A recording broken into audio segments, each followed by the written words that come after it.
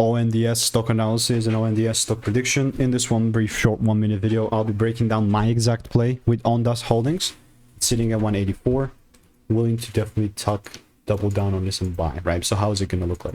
Well, it's actually very simple.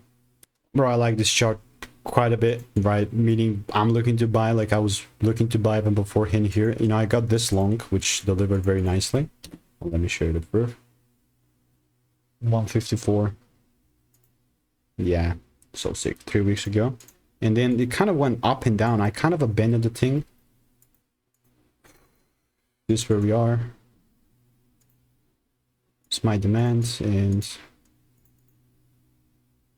and overlooking this, bro, I think like I missed out quite a bit. Ideally, if it pulled down and show me like a proper shift here, kind of less hope to take advantage of this bullish market. But like randomly buying, it's not going to be happening. So if you want to learn how to make 5-10K per month trading, just click the first link in the description, get my free emails and insights, and I'll continue to keep you updated.